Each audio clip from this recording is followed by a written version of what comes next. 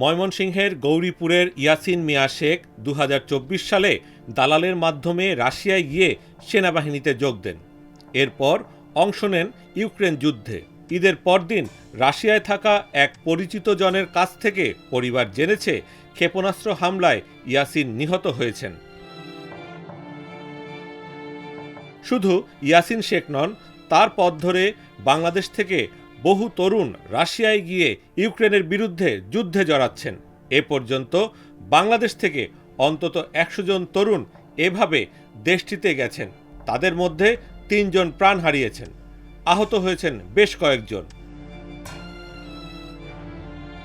আজকের পত্রিকার অনুসন্ধানে জানা গেছে, প্রথমে তরুণদের ভালো চাকরির লোভ দেখায় মানব পাচারকারীরা। তাদের কাছ থেকে জন প্রতি ১৮ লাখ থেকে ২০ লাখ টাকা নিয়ে সৌদি আরব সহ বিভিন্ন দেশ হয়ে নেওয়া হয় রাশিয়ায়। সেখানে জোর করে চুক্তিনামায় সই করিয়ে যোদ্ধা হিসেবে পাঠায় ইউক্রেনে যুদ্ধের ময়দানে। বিষয়টি নজরে আসার পর ঢাকার হযরত শাহজালাল আন্তর্জাতিক বিমানবন্দর সহ দেশের আন্তর্জাতিক ৩টি বিমানবন্দরেই নজরদারি বাড়ানো হয়েছে।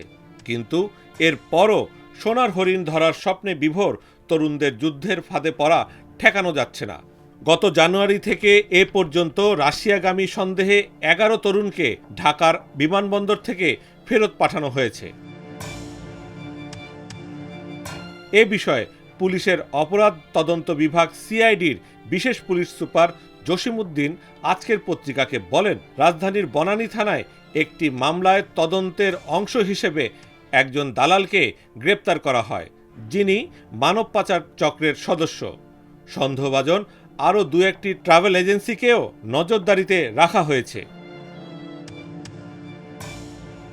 কূটনীতিক, সিআইডি ও পুলিশের বিশেষ শাখা এসবির ইমিগ্রেশন বিভাগের তথ্য অনুযায়ী তরুণদের কেউ কেউ ওমরা ভিসায় সৌদি আরব, ভ্রমণ ভিসায় সংযুক্ত আরব আমিরাত, তুরস্ক সহ তৃতীয় দেশ হয়ে রাশিয়া যাচ্ছেন।